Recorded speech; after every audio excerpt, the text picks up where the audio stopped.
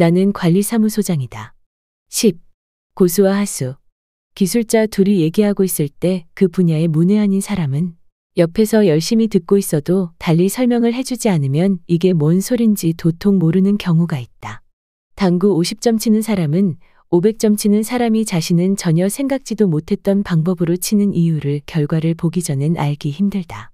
친 걸 지켜보고 나서야 비로소 아, 그래서 그렇게 친 것이군 하고 알게 된다. 바둑 18급 하수가 아무리 눈을 크게 뜨고 쳐다보고 고민을 해도 현현기경에 나오는 사활 문제의 답이 눈에 들어올 리도 없다.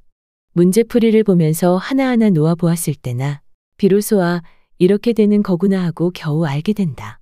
골프에 이제 갓 입문해서 양파로 도배를 하는 사람으로선 프로들이 일부러 드로우샷이나 페이드샷을 친 것을 설명 없이 알아내기는 쉽지 않은 일이다. 눈 크게 뜨고 보고 있으면서도 모르는 것이다. 세상사 대부분의 일들이 이와 비슷하다고 본다. 어떤 분야이건 그 방면에 대해서 잘 알고 있는 이른바 고수들은 똑같은 상황에 놓여서도 그것을 해결하는 방법이 하수와는 많은 차이를 보인다. 어느 분야이건 하수의 공통점을 보면 현재의 상황을 정확히 알지 못한다. 그리고 구사할 수 있는 기술이나 기교가 적고 있더라도 그것을 실행할 수 있는 기술 수준이 낮다.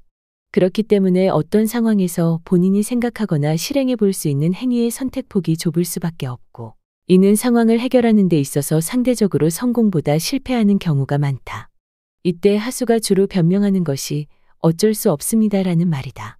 반면에 어떤 분야이건 고수의 공통점은 실행에 옮기기 전에 현재의 상황을 정확하게 파악하고 있으며 그에 대해서 적절하게 대응하는 여러 가지 방법들을 알고 있고 그 기술을 실행에 옮기는 것에 있어서도 높은 수준이라 상황을 해결하는 데 성공하는 확률이 높다. 그래서 고수들이 잘 아는 말이 있다. 그러면 이렇게 한번 해보시죠 라는 표현이다. 물론 횟수에 문제가 있긴 하지만 소발의 쥐가 잡히기도 한다는데 당구 50점 치는 사람도 고난도 3쿠션을 성공시킬 때도 있는 것이고 18급도 엉겁결에 프로기사의 다음 수를 맞출 경우도 있는 것이며 초심자라고 해서 홀인원하지 말란 법도 없다.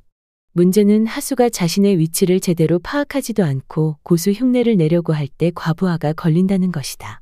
프로 기사가 머릿속에서 수없이 그리고 지우는 수읽기를 한 후에 착점하는 고뇌의 한 수를 의미도 모르고 어설프게 흉내를 낸다거나 TV에서 본 프로 선수의 모습이 멋지다고 기본기도 없이 따라하거나 자신의 기량으로는 어림도 없는 고난도 3쿠션에 매달리는 경우 등이다.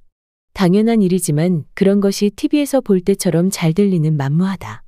애초에 자신의 수준으로는 감당하기 힘든 무모한 방법을 선택해서 실행한 것이니 잘 되는 것이 더 이상할지도 모른다. 그럼에도 불구하고 타인에게 표현할 때는 그 상황에서 할 수 있는 것은 다 해봤다고 한다거나 자신이 곁눈질로 본 것이 문제 해결 방법의 전부인 것처럼 표현하는 경우가 바로 그것이다. 물론 어떤 고수이건 처음에는 누구나 할 것 없이 모두 하수의 시절은 있었을 것이다.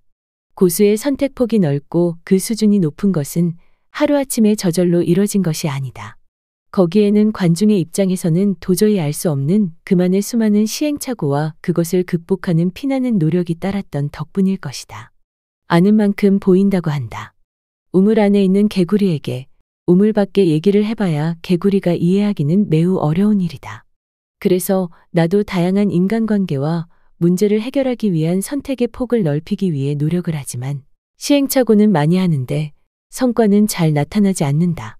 그렇다고 절망하고 포기한다면 언제까지나 흉내만 내게 될 터이니 나는 오늘도 하수를 벗어나기 위한 몸부림을 거듭한다. 언젠가는 어쩔 수 없는 하나의 방법을 가지고 전전긍긍하기보다는 그 방법으로 안 되면 이렇게 또는 저렇게 해볼 수 있는 선택의 폭이 넓은 고수가 되었으면 좋겠다.